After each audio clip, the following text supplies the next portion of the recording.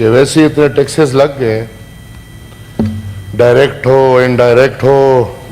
پاکستان میں تو یہ ٹیکسز کی بھرمار میں زندگی گزارنا مشکل ہے. میری گزارش ہے کیوں نہ 3-4 چیزیں رہ گئی ہیں اس پہ بھی ہم ٹیکس لگا لیں کہ پاکستانی عوام جب سانس لے تو اس پہ ٹیکس ہو، جب زور سے سانس لے تو اس پہ پھر مزید ٹیکس ہو.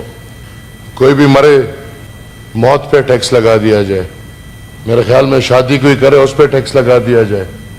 اور ایک کام رہ گیا بچے پیدا کرنے میں بھی ٹیکس لگا دیں. تو کیوں نہ ہر جگہ یہ ٹیکس کی کمی، بچے ویسے ہی بہت پیدا ہوتے ہیں پاکستان میں، تو یہ بچے ویسے ہی بہت پیدا ہوتے ہیں، تو اس پہ بھی اگر ٹیکس لگا لیں تو میرے خیال میں یہ قرضے شاید ہم 1-2 سال میں ختم کر لیں.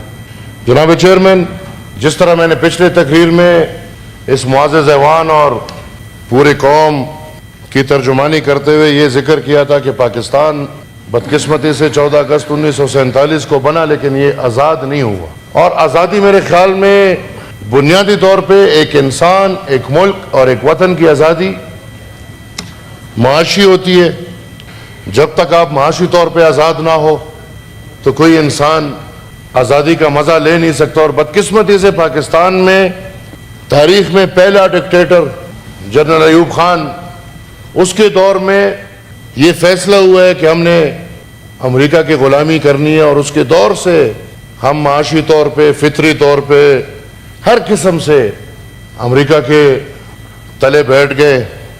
پھر ضیاء صاحب کا دور آتا ہے، کل بھی بات ہوئی مرد مجاہد، اور ضیاء صاحب کے دور میں ہم سے میرا مراد پاکستان اجرت کے لیے. آج تاریخ سب کے سامنے ہے. میں پچھلی دفعہ بھی تقریر کر رہا تھا، اس کو بار بار میوٹ کرنے کی کوشش کی گئی تھی، اس کو بار بار کاٹنے کی کوشش کی گئی تھی باہر سے. اور وہ بھی استحقاق ہے سینٹ کے فلور پہ کوئی سینیٹر تقریر کرے اور کوئی الفاظ ہدف بھی نہ ہو اور پھر بھی اس کو قوم کے سامنے ہدف کر دیے جائیں. میں نہیں سمجھتا کہ آج کے یہ باتیں بھی یہ لوگ سننے کو تیار ہیں، لیکن یہ تاریخ ہے اور یہ حقیقت ہے کہ ضیاء صاحب کے دور میں ہم نے مجاہدین کا چکر شروع کیا اور ہم نے یہاں پہ کیمپس بنائے، ٹریننگ کیمپس بنائے، اور وہ ٹریننگ کیمپس بنانے میں اور مجاہدین پیدا کرنے میں پاکستان کو امریکہ سے بہت پیسہ ملا. پاکستان کو نہیں ملا، لیکن جو پاکستان کے کرتا دھرتا ہے اور پاکستان کی ترجیحات اس بجٹ سے بھی واضح ہے، ان کو بہت پیسہ ملا. ان پیسوں کے مزے میں یا ان پیسوں کے لیے ہماری اجرت اس حد تک گئی کہ ہم نے ایک ملک کو بلکہ ایک پورے قوم کو تباہ کر دیا. اور تب سے ہی پاکستان کی اکانومی، میرے والد صاحب یہ لفظ استعمال کرتے ہیں کہ یہ وار اکانومی ہے. یہاں پہ جنگ ہوگا تو پاکستان کے مزے ہوں گے، پیسہ آئے گا، ڈالر ہی ڈالر ہوں گے. اور جب جنگ نہیں ہوگا تو ہماری اکانومی بیٹھے گی، کیونکہ ہم پچھلے 60-70 سالوں سے اپنی اکانومی کو جنگ کے ذریعے چلا رہے ہیں، اور وہ بھی امریکہ کے جنگ کے لیے چلا. اس کے بعد دنیا نے دیکھا 9/11 ہوا، اور 9/11 کے نتیجے میں جو حالات ادھر پاکستان اور افغانستان میں پیدا ہوئے، اور پھر ایک دفعہ ہم نے دیکھا کہ امریکہ سے ڈالر آ رہے ہیں، تو ہم نے جمہوریت کو خدا حافظ کر کے پرویز مشرف صاحب آگے ڈکٹیٹر کے طور پہ. اور پھر ہم نے ان سالوں میں بھی پرایا جنگ لڑ کے، پرائے ملک میں گھس کے لڑائی کر کے اپنے ملک کی اکانومی کو چلانے کی کوشش کی، اور بدقسمتی سے آج تک وہی حالات ہیں. میں معذرت خواہ ہوں منسٹر صاحب، کوئی بات میں تنقید نہیں کرنا چاہتا، اور میں خدا حاضر ناظر ہے، میں کسی کی ذات پہ تنقید نہیں کر رہا، کیونکہ میں اور آپ ہم سب کو پتہ ہے کہ ہماری کیا اہمیت ہے اور ہم اس ملک میں کتنا کر سکتے ہیں اور کتنا نہیں کر سکتے. یہ بجٹ، اس بجٹ کی عکاسی یہی ہے کہ عوامی نمائندوں نے یہی بجٹ نہیں بنایا. یہ بجٹ IMF کا ڈکٹیٹ شدہ بجٹ ہے. اس بجٹ کے سارے فیصلے IMF اور اس بجٹ کی صرف نہیں، یہ نہیں کہ میں صرف ان پہ تنقید کر رہا ہوں، یہ بجٹ اور اس سے پہلے جتنے بجٹ آئے ہیں سب سے IMF کی عکاسی ہوتی ہے. اسی طرح اس بجٹ سے بھی قومی نمائندگی کی عکاسی نہیں ہو رہی، قوم کو ریلیف نہیں ہے، قوم کے لیے کوئی سوچ نہیں ہے، بلکہ یہ بجٹ سیدھا سادہ عکاسی کر رہا ہے IMF کا. تو جب IMF کے مرضی سے بجٹ بنے گا، بدقسمتی سے عوام کے لیے اس میں کچھ بھی نہیں ہوگا. ہماری ترجیحات آج بھی واضح ہے. قرضدار ملک، قرضوں میں ڈوبا ہوا ملک جو مزید قرضوں میں ڈوبتا جا رہا ہے، اور ہم اپنا بجٹ بھی قرضوں کے پیسے سے پیش کر رہے ہیں، اور اس میں بھی ہمارا کتنے ہزار ارب لیپس آ رہا ہے. ایجوکیشن کا بجٹ کاٹ دیا، ہم اپنے بچوں کو تعلیم یافتہ نہیں دیکھنا چاہتے. ہیلتھ کا بجٹ کاٹ دیا، ہم اپنے عوام کو سرکاری طور پہ صحت کی فیسلٹیز دینے سے منکر ہیں. باقی عوام کے لیے جو کچھ بھی تھا اس کو ہم نے شرنک کر کے ایک دفعہ پھر اس بجٹ سے یہی عکاسی ہو رہی ہے کہ یہ پاکستان وطن کس کے لیے بنا ہے، اور اس وطن میں جو بھی حالات ہو تو مزے کس کے ہوں گے. وہ ڈائریکٹ عکاسی کرتا ہے کہ جو ڈیفنس بجٹ ہے ان حالات میں، جن حالات میں ہم نے فریش نوکریاں دینے سے انکار کر دیا، جن حالات میں ہم ریٹائرمنٹ کے ایج کو بڑھا رہے ہیں کیونکہ ہمارے پاس پینشنز کے پیسے نہیں ہیں، ان حالات میں کون اس کو ڈیفینڈ کر سکتا ہے کہ 17.6% انکریز آپ کے ڈیفنس بجٹ میں آیا ہے. ہمیں شرم کرنا چاہیے. آج جس حالات میں ہم بجٹ بنا رہے اس حالات میں ہم 2122 بلین روپیز پاک فوج کو دے رہے ہیں. کس لیے؟ کس کارنامے کے لیے؟ اس لیے کہ وہ آن بائی پہ ظلم کرے، اس لیے کہ وہ جب اس کا دل کرے تو وہ honourable leader of the Pakistan Muslim league بیٹھے ہوئے ان پہ ظلم کرے. ہم بار بار یہ کہتے ہیں کہ چلیں ٹھیک ہے بھائی، ہم قربانیاں، قوم قربانی دے گی اور فوج کے لیے دے گی، ٹھیک ہے ہم دیں گے، کیوں نہیں دیں گے، اس ملک کا فوج ہے. لیکن یہ فوج بھی تو کچھ دکھائے نا. 77 سال میں اس دفاعی ادارے نے کیا کیا ہے اس ملک میں؟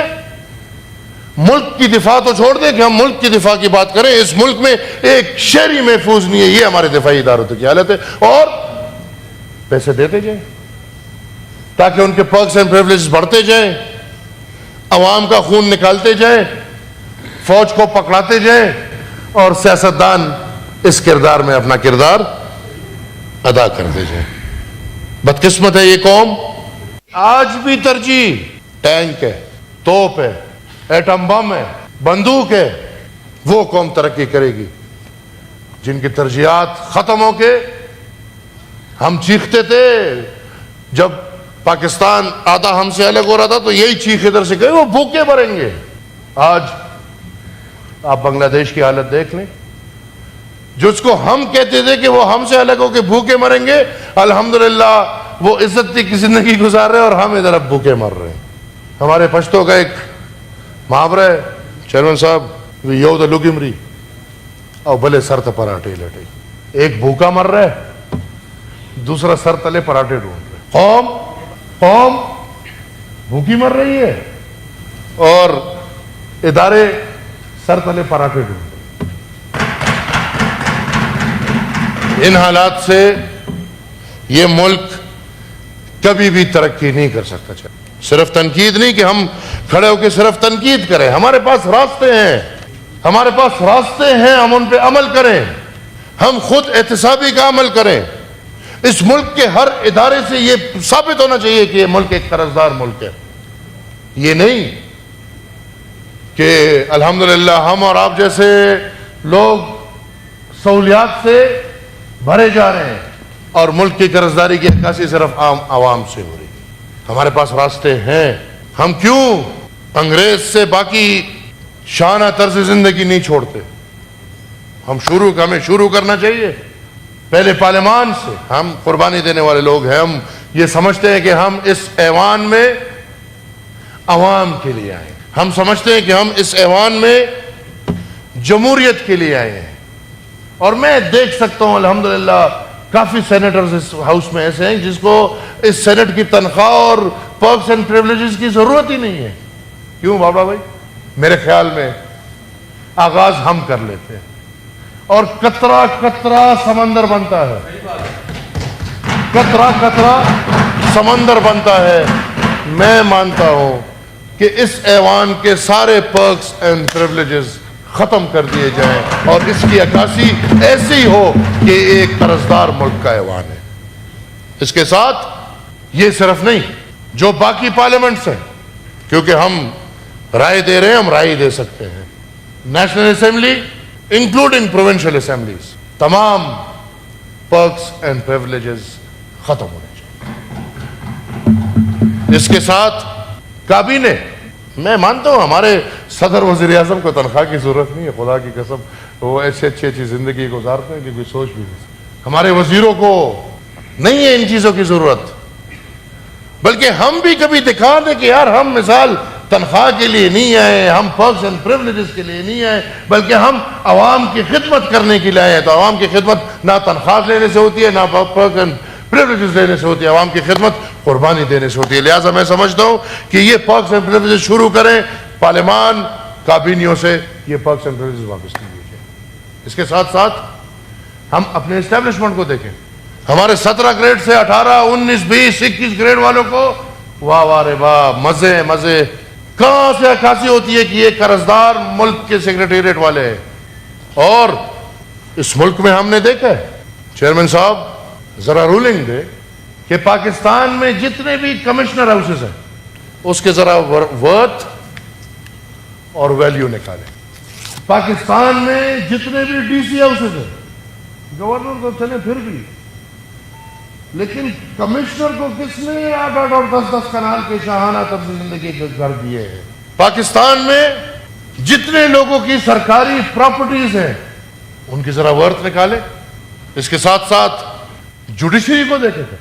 اور کیا جوڈیشری جس کو ہم اور آپ یا ہمارے تاریخ نارمز اینڈ ویلیوز کو جرگے کی شکل میں ہم نے دیکھا، جہاں فیصلے ہوتے ہیں، قانون نہیں ہوتا لیکن فیصلے ہوتے ہیں، اس کو ہمارے اور آپ کی قوم میں جرگہ بولا جاتا ہے. کیا جوڈیشری کو ان پرکس اینڈ پریولیجز کی ضرورت ہے؟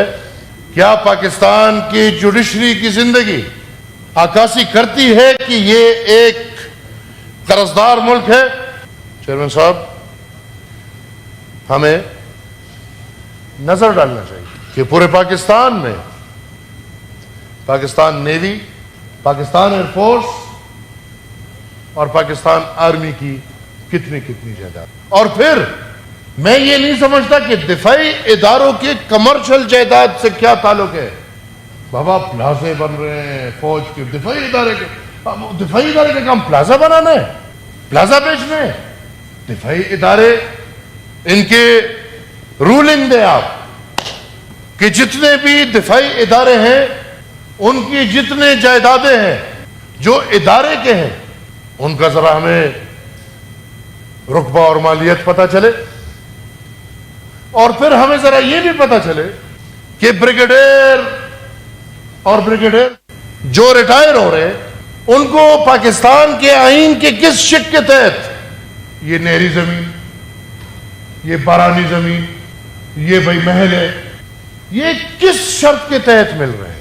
سر میں فالتو تنقید نہیں کرنا چاہتا، میں قوم کے سامنے صرف یہ نقطے رکھنا چاہتا کہ اگر سنجیدگی ہے خود احتسابی کا عمل کریں، قرضوں سے کام نہیں چلے گا. ابھی ہم نے جو بجٹ پاس کیا ہے، بدقسمتی سے ہمیں پتہ ہے کہ ہم 2-3 مہینے بعد پھر جھولی پہ ڈال رہے ہوں گے کہ بھائی کچھ ڈالو، ملک نہیں چل پا رہا. جہاں پہ ہزاروں ارب ویسی ہم ڈیفیسٹ دکھا رہے ہیں تو یہ ہزاروں ارب ہم نے قرضے ہی لے لیں. تو کیوں نہ ہم پہلے خود احتسابی کا عمل کرتے ہوئے یہ شاہانہ طرز زندگی کو ختم کر کے خرچے کو کم سے کم کیے جائیں.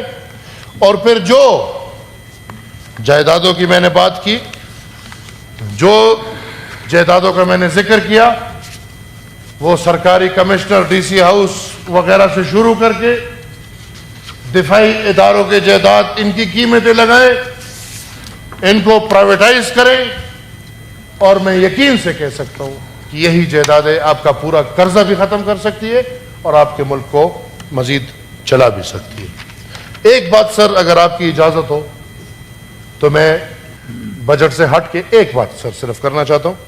یہ ایک نوٹیفیکیشن نکلے سر, اور it's a new policy decision regarding اسائیکر سیلم. وہ لوگ, وہ پاکستانی شہری جنہوں نے باہر ملک جا کے اسائلم لیا ہے, پاکستان نے یہ فیصلہ کیا ہے کہ ان کے passport, sir, me, my family, my party has gone through all those things جس میں ہمیں پھر پاکستان میں زندگی گزارنا مشکل تھا. میری ایک سر پھپھو جو ڈاکٹر تھی, اور وہ الحمدللہ خیبر پختونخوا میں she was the first female surgeon, اس سے پہلے فیمیل سرجنز نہیں تھی, پریکٹس کر رہی تھی, ان کے بچے تھے 3. وہ کلینک سے نکلی, جیسی گاڑی میں بیٹھی عورت, اس پہ دہشت گردوں نے پھیلا, زندگی بچ گئی. اس کے لیے ہم نے کیس کیا اور اسائلم کا کیس ہوا, اور امریکہ میں آج کل وہ رہ رہے ہیں. کیا ان کو اس ملک نے یہ تحفہ بھی اس کے بعد دینا ہے کہ ان کے پاسپورٹ کینسل کرنے ہیں؟ اس طرح بالخصوص پختون قوم اور بالعموم پورے پاکستانی شہری جن کو یہاں پہ زندگی گزارنی مشکل تھی, وہ یہاں سے مستی سے نہیں گئے. مستی سے کوئی نہیں جاتا, مستی والے تو الحمدللہ ادھر بیٹھے ہیں, کیونکہ سب سے زیادہ مستی تو اسلامی جمہوریہ پاکستان میں, باہر کیا مستی ہے. مجبوری سے گئے, یا بھوک کے خاطر گئے ہوں گے, یا اپنے کپڑے کے خاطر گئے ہوں گے, یا اپنے آپ کو بچانے کے لیے گئے ہوں گے, اور ایک اور ملک انسانیت کی خاطر ان کے ساتھ یہ اچھائی کرتا ہے کہ ان کو اپنی شہریت دیتا ہے.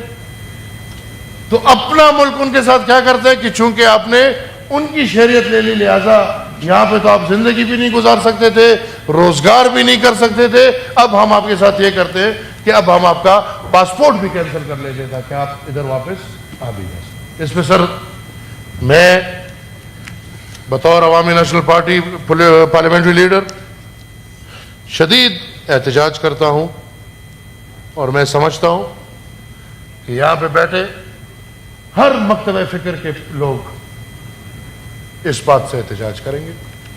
میں چاہتا ہوں کہ آپ کے پاورز میں جو بھی پاور ہو اس کو استعمال کرتے ہوئے اس پالیسی کو واپس کر دیا جائے.